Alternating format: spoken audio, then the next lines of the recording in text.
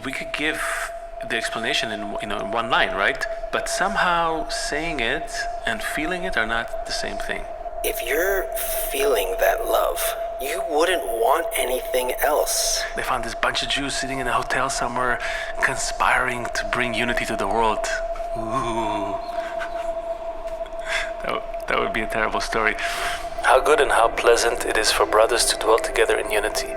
The word together indicates the presence of divinity with them. And you, the friends who are here, as you were in fondness and love before, you will not part henceforth until the Creator rejoices with you and summons peace upon you. And by your merit there will be peace in the world. And this is the meaning of the words, for the sake of my brothers and my friends, let me say, let peace be in you. That must feel so good. It must feel so otherworldly. The Jew saw them all, beat them all, and is now what he always was. All things are mortal but the Jew. All other forces pass, but he remains. What is the secret of his immortality? Okay, listen, enough of that This is a podcast, and we're not going to try to find, we're going to find the solution to anti-Semitism, okay? We're going to stop that right here, right now, from this stinking basement. When we get to the bottom of this, we're going to read from this mystery book, which you're not going to find out about until the end of the series, and we're going to really entertain every perspective. We're not going to say, oh, you can't say this, you can't say that. No, we're going to say everything, because if we're not going to be able to talk about it, we're not going to be able to solve it. We're going to really grab you in the kishke, and we're going to squeeze until we get something, right? Either a bowel movement or a freaking solution. We want to know what happened 3,500 years ago in Babylon that started this whole mishugas, and we want to finish it here in 2020. That's it.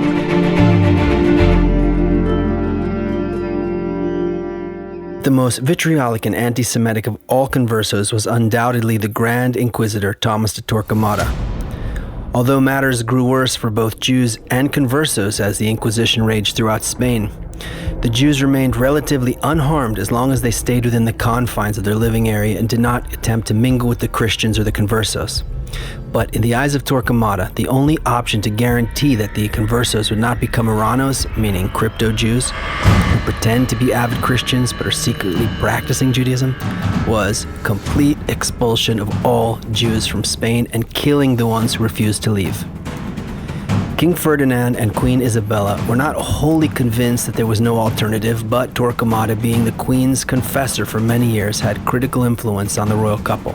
Early in 1492, he managed to persuade them to issue an edict of expulsion for all Jews. The edict, which was to become known as the Alhambra decree, was prepared very carefully and made sure all details were included and clarified. When the Jews heard that an edict of expulsion was in the making, they did their best to ward off calamity. When they could not persuade the king and queen to cancel it, they attempted to buy their freedom.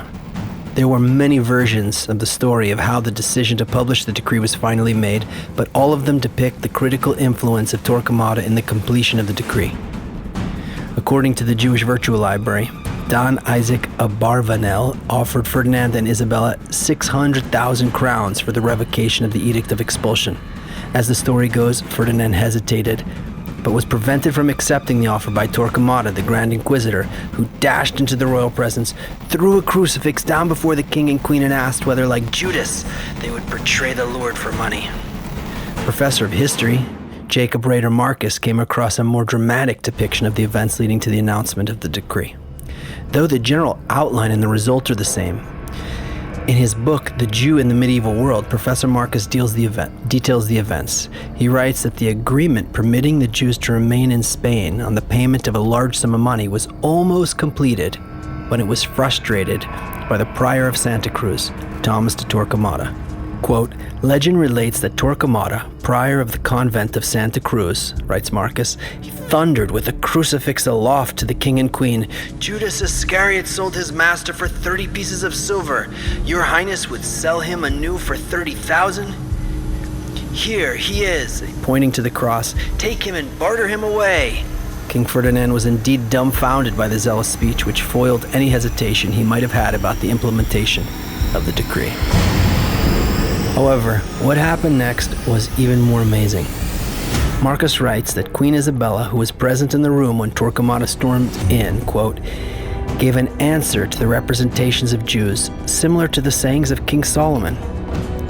The king's heart is in the hands of the Lord, as the rivers of water. He turns it wherever he wills. She said, furthermore, do you believe that this comes upon you from us? The Lord has put this thing into the heart of the king. Subsequently, concludes Marcus, the Jews saw that there was evil determined against them by the king, and they gave up the hope of remaining. Thank you for reading. So what we're starting with really is this idea that for the Jews, the Spanish Jewry in general, the Alhambra decree was the final solution. That was their final solution. And although there are differences between the Alhambra decree and the Nazi final solution, there are many critical similarities that we will see. But let's go. We're getting ahead of ourselves. Let's go back to Torquemada. Let's unpack this story a little bit. Such a fun moment in history. Hi, Leo. We're in episode 14. We're in episode 14. We're in 1492. It's a pivotal year for everyone. Pivotal year. The Jews are very comfortable. Many of them have converted. First, like that's a first. And yeah, it stopped being a little comfortable for some of the Jews. But they were living, Spain was the height of civilization at the time. This is where it was going down. It was like really the center of Jewish life for many years, right? So many great sages, doctors, Maimonides, just to name a few. Big time. Abravanel, poets, of course, this is when thought leaders. Columbus set sail for America, right? At the same time, right? Yeah. A very way, pivotal time for humanity. Yeah, funny note, the Columbus's navigator was a Jewish guy. Jacob Schwartz? And Cohen. And when they reached the shores of America, the first person to actually set foot was his guy. So the first word the Indians heard was "Shalom." We brought hummus. Is that a true story? That is true. Everything except for the hummus. But it's amazing how these things just sneak into history. But we're digressing. This is on the one hand, a great time for Jews. It's a great time to be a Jew, to be alive in Spain. Not in pain, in Spain, right? In Spain, exactly. Yeah. Business is booming. Everything is great on the one hand. On the other hand, these mass conversions are happening. For the first time, in all earnest, Jews are choosing that route, thinking that that's the problem, right? That they could get so much more ahead. They could avoid future calamities by simply becoming like everyone. But for some reason, that's the paradox we talked about last episode, it only increases the ire of the surrounding Christians, because now they think, we're dealing with crypto Jews, these hidden Jews that we can't tell who they are, and they're going to secretly pull Christians to their Jewish world, and they're going to pull the Jews who already converted back into Judaism. So you have all these... Leo, until this time that we're living in now, and after the temple, so to speak, it was really a tough go for these Jews, because they didn't have... Like, if they were Jews, they were persecuted. If they tried to intermingle, they were persecuted. They really didn't have an out. When did Jews ever have an out?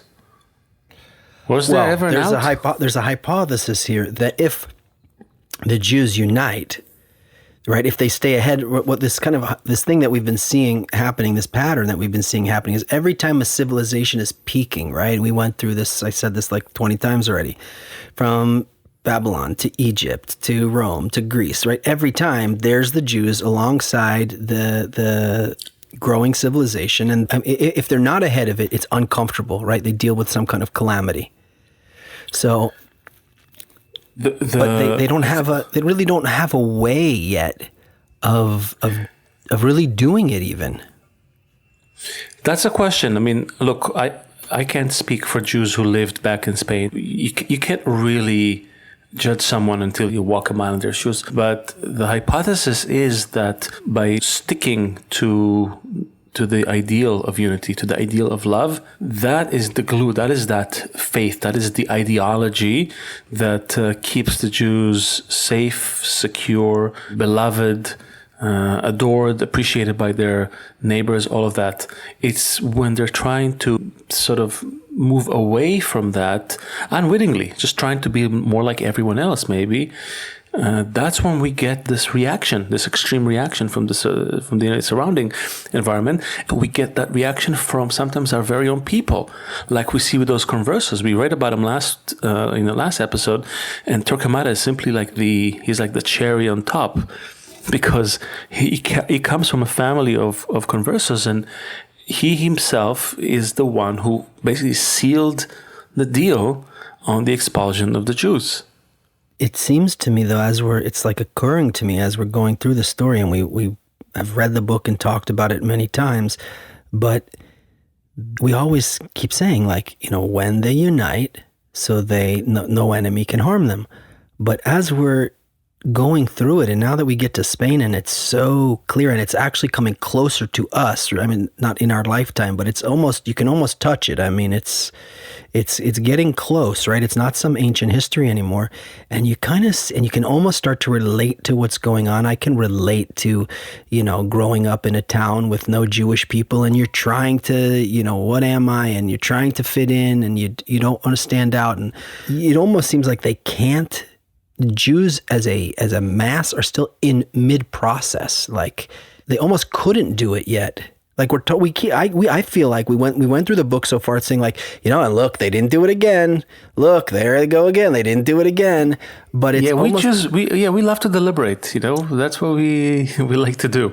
We like to stew in it a little bit. So let's talk about it a bit, some more. Maybe we can get a second opinion, maybe a third opinion. I think it's part of our nature, but I feel that today is a time of action. Today is really a time of action. Maybe it got a little more foggy because of the coronavirus, which by the way, I'm still in Israel, you're still in Princeton. We're still trying to figure this out from afar. Looking at what's going on in the world, this is not great. I mean, the fact that you have people who oppose the shelter-in-place ban, and they do it using swastikas and pictures of the governor of California with the Hitler mustache. I mean, there's so many great dictators. Why this guy? Like, why particularly that streak of totalitarianism? Why that made it into the public space? Why people are still angry about Jews? Somehow the Jews are in the midst of it all the time, never leaving. What is occurring to me as we're reading the story now about this and thinking about, I mean, it's the same again. I don't want to make parallels and say that, Jared Kushner is Joseph or is some kind of, Torquemada. You can say Bernie Sanders. Bernie Sanders. You can say Bernie Sanders. Okay. Not at some degree that you can understand who all these incarnations of each one is throughout the stories. But it seems like today, it's like we have the opportunity now to do it. And in the past, they didn't. It was like setting the blueprint, really, that I don't know how to say it in another way, the plan. But now from where we are, we can see the whole plan. We see the process, and now it's in our hands. That's what we're trying to do. We're trying to make people see that all these points add up to a pattern that you can observe in history, and maybe observe it today as well. Which is why we want to go into the story of Torquemada and see the last act in that story, because I think it's very relevant. I don't know who's going to be the Torquemada of today, but I think it's relevant. That's why I want to circle back to it. I'm just reminding everyone that this is the Jew Function. You can follow us at the Jew Function on Facebook and YouTube, at the Jew Function on Twitter. Actually, it's at the Jew Function everywhere. We're trying to figure out the Jewish function. We're figuring it out. Function of the Jew according to the laws of nature. I think we are. I don't know. I mean, if you're only listening, if you're dropping in the middle of this episode, you're probably thinking, what the hell is going on? But if you take the time and listen to episodes 1 through 13, a lot of stuff will become clear. The funny thing is that we could give the explanation in one line, right? You can say it, but somehow saying it and feeling it are not the same thing.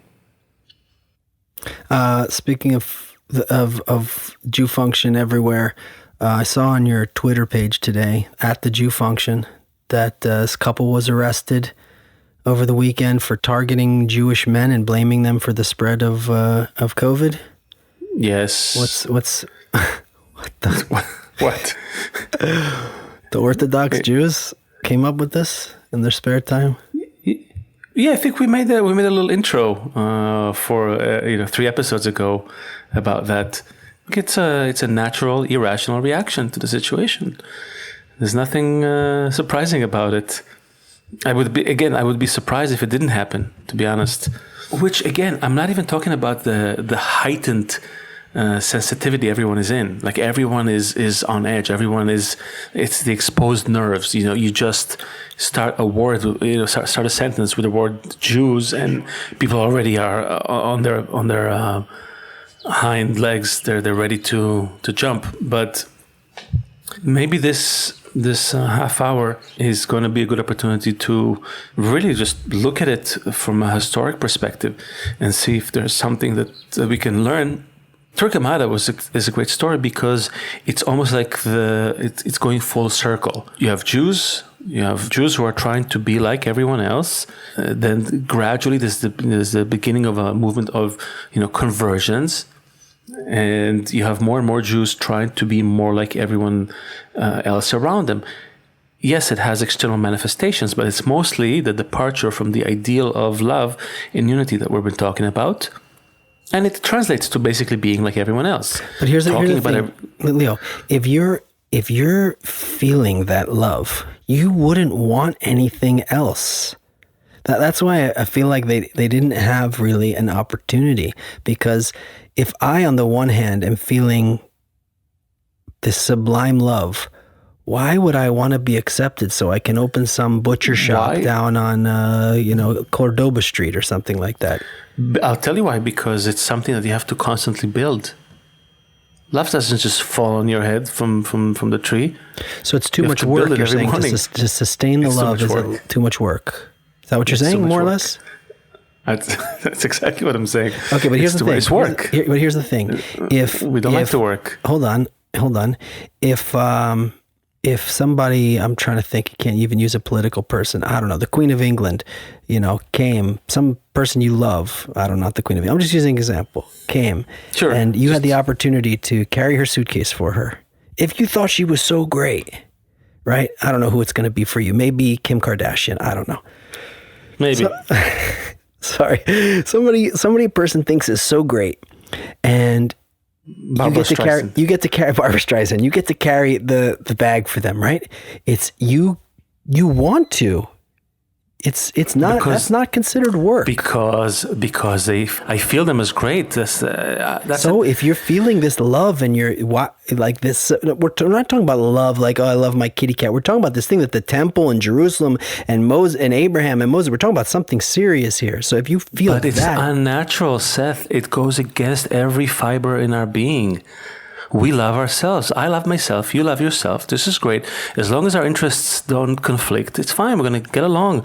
When they start to conflict, then we will start to fight, argue. Maybe I'll take you to court. Maybe I have to kill you at the end. There's got to be another... What'd you say? Maybe I have to kill you if our interests don't meet. That's what's happening in the world. Look what's happening in the world. The world is in a constant state of... it's like that scene from Reservoir Dogs, right? Everybody's got their guns pointing at each other. It doesn't matter if you're dying or you're being born. Everybody's got a gun out at everybody else. It's like that music video from Brian Belichick. I had a class with the guy a million years ago. Yeah, it's a Mexican standoff.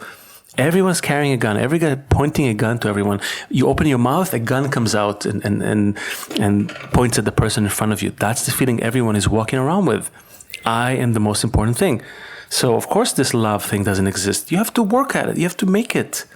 That's what Abraham taught the guys down there. You're making it sound like my boss when I was like 18 years old. No, you just have to work. You just have to. No, it's. You can't tell me that the sublime love we're talking about is that. There's something else that's going on here that's preventing them from being able to do this, and there's some kind of unique opportunity that we need to find today that will allow us to do it. Right? There's got to be some switch in that mechanism there, because the love is just too good. Leo, to feel that everybody to love your love the other man as yourself, or whatever all the things love your are boss as you love yourself. All the things that great. from Moses and Abraham and this whole method, and all these people came out of Babylon and they united together. Like, that must feel so good.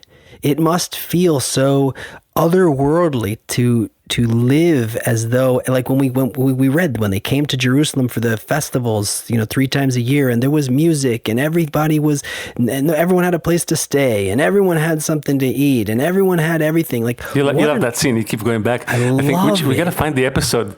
We got to find which episode it was, so people can keep listening, looping those quotes. I used to go to like the Grateful Dead shows and stuff like that. So part of it reminds me of this like taste of like when everyone just would like hit the road and just go, and obviously it's, look, we can wax poetics here as much as we want. That's not the point. I'm not trying to. I'm saying that love is so great, and if the people keep mixing instead of choosing it, like, what is going on? Yeah, but you have to make it.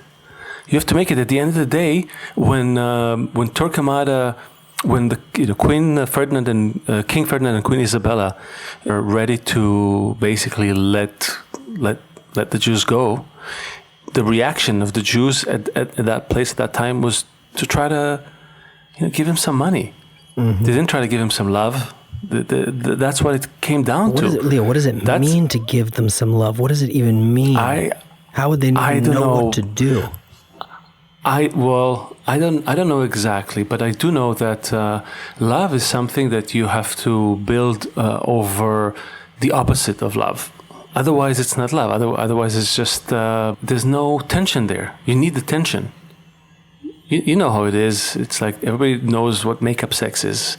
Everybody knows what happens when you put plus and minus together. You get power. You can't just put plus and plus. You get nothing. This is a law of nature. Sorry.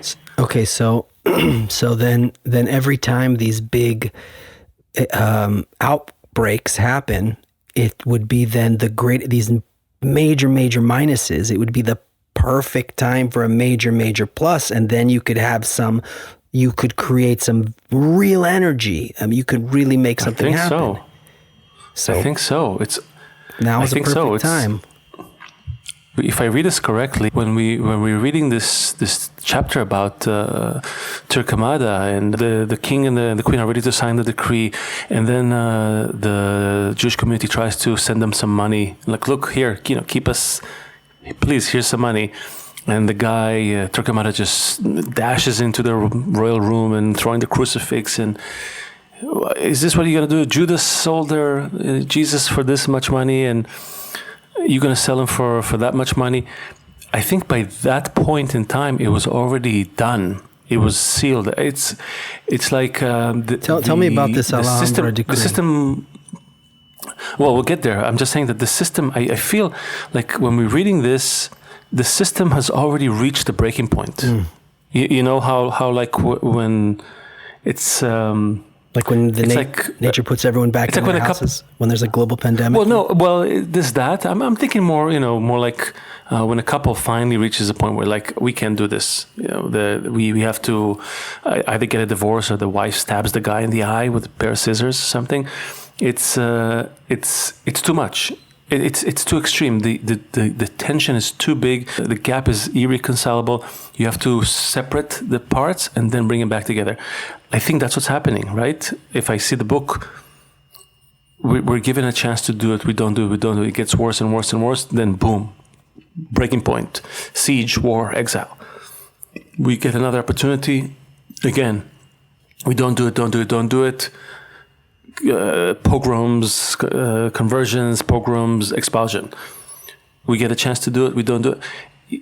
It's a process. We always pay attention at the end. You always notice. Don't you only notice that you're speeding when the cop stops you? Right. It's too late by now. By then, that's it. You have to pay the price. So I love the fact that you're reading. And they try to stop the expulsion, despite Torquemada's intervention, and Queen Isabella told the representatives of the Jews that the king's heart is in the Lord hands put of this the Lord. thing into the heart of the king.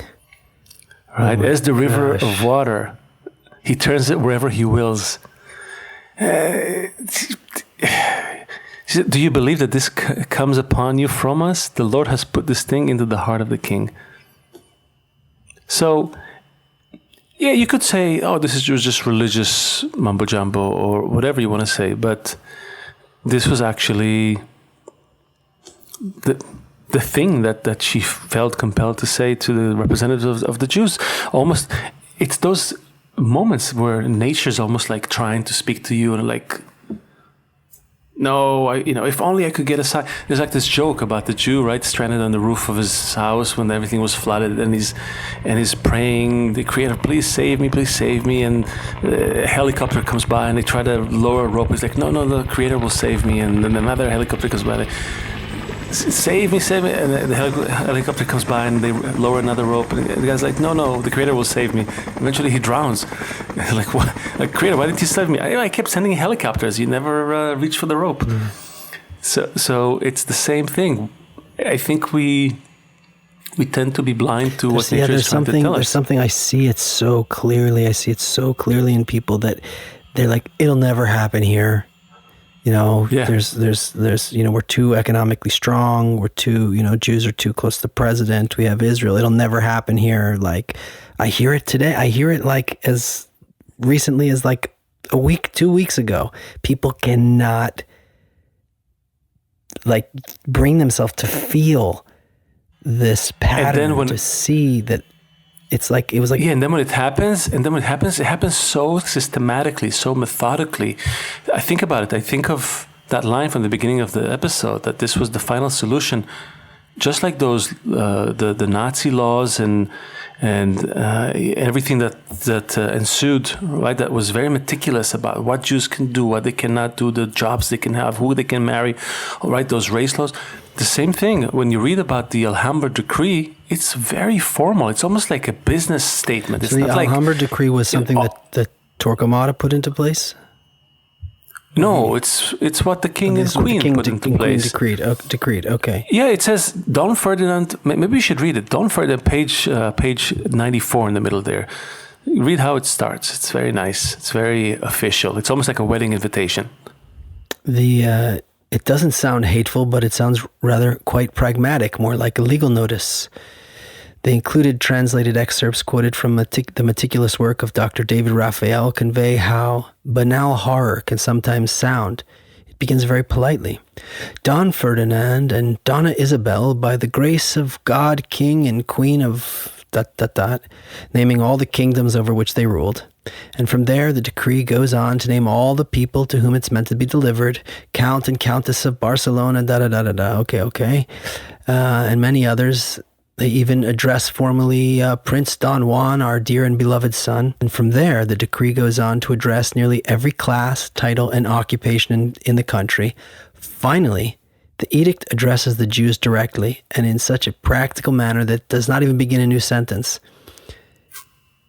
Quote, and bishoprics. Yeah, bishoprics. And dioceses. What does that mean? Yeah, dioceses. These are certain... There's a religious areas. Okay. Areas, exactly. And to the communities of the Jews, of the said city of Burgos, and to all the cities and villages of the places of our said reigns, and to all the Jews and their singular persons, thus men and women of whatever age, and to other persons of whatever legal status, dignity or prominence, or condition to which that contained below in our letters, pertains or may appertain in any manner. Okay, grace unto you.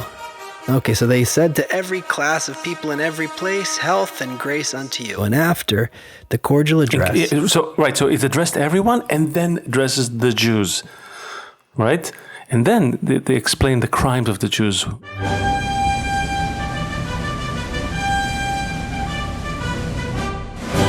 The king and the queen explain the crimes of the Jews, namely that they think the Jews are trying to draw conversos back to Judaism. Quote, "We were informed that in these our kingdoms there were some bad Christians who Judaized and apostatized from our holy Catholic faith, this being chiefly caused by the communication of the Jews with the Christians. We ordered that the said Jews be separated in all the cities, villages, and places of our kingdoms, and that they be given Jewish quarters and separate places where they could live, hoping that this separation would remedy the problem. Moreover, we have sought and given the order that an inquisition be conducted in the said kingdoms, which has been done and is continuing, and on account of it many guilty individuals have been found, which is notorious. It is evident and apparent that the great damage to the Christians has resulted from, and does result from, the participation, conversation, and communication that the conversos have with the Jews, who try to always achieve by whatever ways and means possible to subvert and draw away faithful Christians from our holy Catholic faith and separate them from it." Right. And it continues, but then initially they didn't even plan to expel the Jews. If you read from Notwithstanding that, we were informed of most of this beforehand, and realizing that the true remedy for these injuries was in breaking of all communication of the said Jews with the Christians, and to eject them from our kingdoms. We sought to content ourselves in ordering them out of all the cities and villages of Andalusia, where it appeared that they had done great damage, believing that this would be sufficient, so that the other cities and villages and places of our kingdoms would cease to do and commit the aforesaid. And because we were informed that neither that nor the punishments meted out to some of those Jews found culpable in the said crimes and transgressions against our holy Catholic faith will suffice as a complete remedy to obviate and terminate such a great opprobrium. I can't believe you're making me read all this. Therefore, with the counsel and advice of some prelates, grandees, and cavaliers of our kingdoms, and other persons of knowledge and conscious of our counsel, which one of them is Torquemada, the prominent of whom was Torquemada, having had much deliberation upon it, resolved to order all and said Jews and Jewesses out of our kingdoms, and that they never return nor come back to any of them. Boom. The end. And it continues, and they forbid them from returning and incur a penalty of death. But what I find interesting is that when you speak to a religious person who has anti-Semitic sentiments, like the conversation I've had with E. Michael Jones, for example, they really do feel that the Jews are somehow robbing them of their values. They somehow distract them, somehow taken away from their moral foundation. And you know, I love the Hollywood movie like the next person, but there's no question that something has happened in this country, in this culture, as a result of the introduction of this extreme Hollywood culture, that you cannot say that it made the country better, right? Just to put it mildly, you can't say that Hollywood made America better. Okay, but here's the thing that's been on my mind this whole episode. I don't think that those Jews who run Hollywood, for example, they know any better. Like maybe somehow there's some. It's not like they know. That's a different story. But that's a different story. How can you hold them responsible if they don't even know? I'm not holding them personally responsible. I'm saying that I feel it on myself, that I'm like at the end of a chain of people who've been, you know how your kid is about to break something and you warn them once, you warn them twice, you warn them a third time. By the time it happens, you have no choice. You have to take him, put him in their room, apply some punishment, right? It's like, so you can say, well, he didn't know any better. What are you talking about? He was forewarned like 60 times.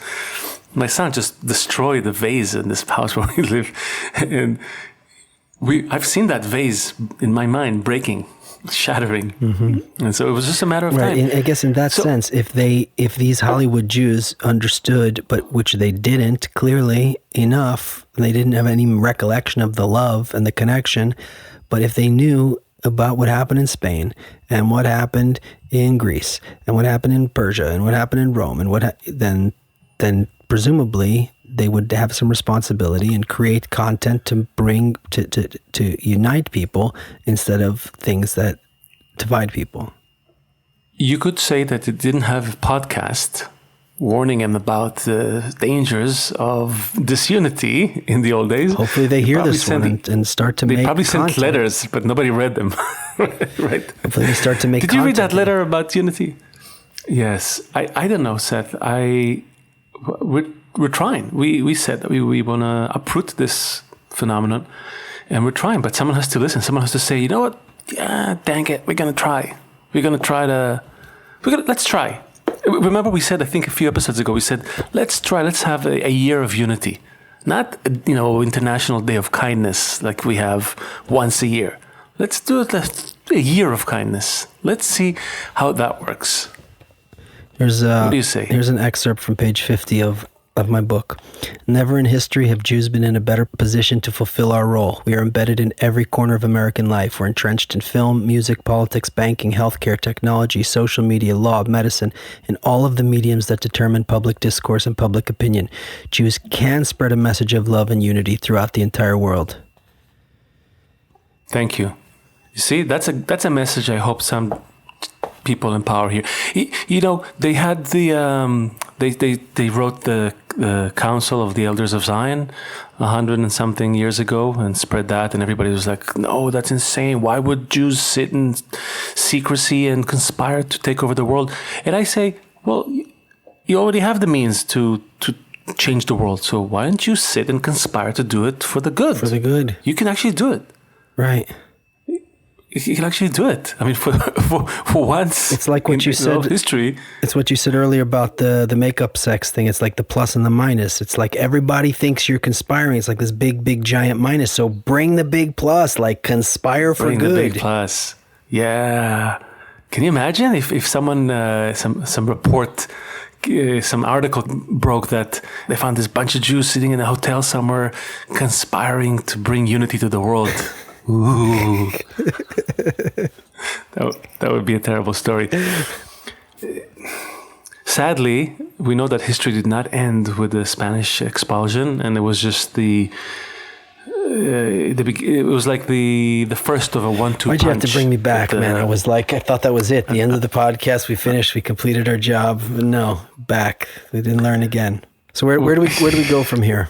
We will go. What's next after Torquemada and the Alhambra decree? I want you to read. As in antiquity, the Spanish Jews suffered because of their lack of unity.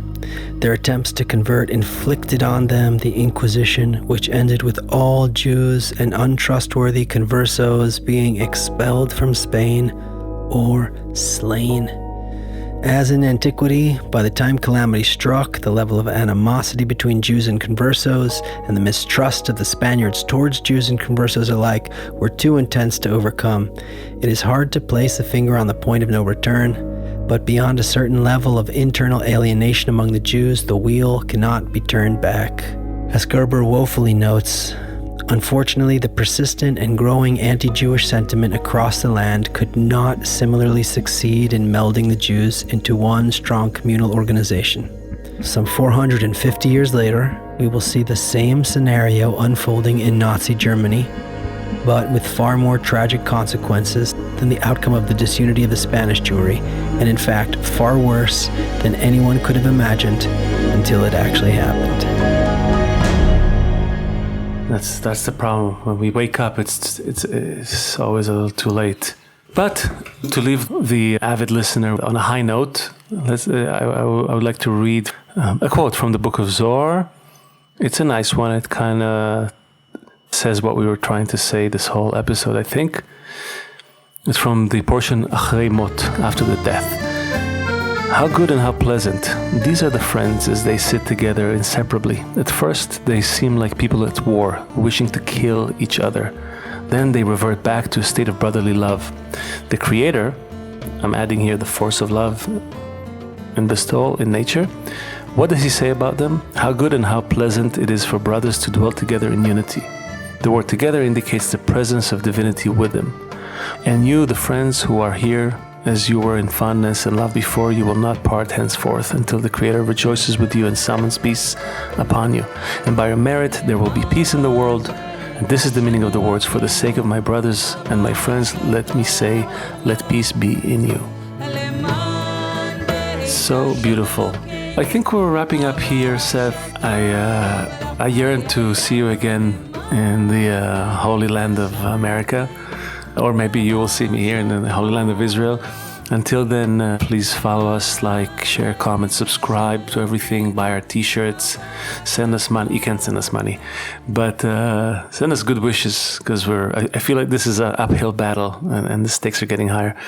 So do that, and I hope to see you in the next episode.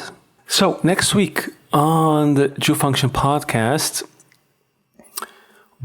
we are propelled a couple hundred years into the future. We're going to visit the birthplace of Zionism.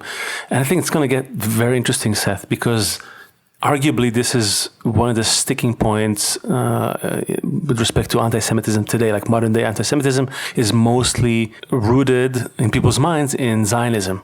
Right, that's the big discussion. The BDS, which, by the way, has plenty of Jews supporting it. Oh yeah, of course. There's no shortage of Jews to spike up the campaign against Jews.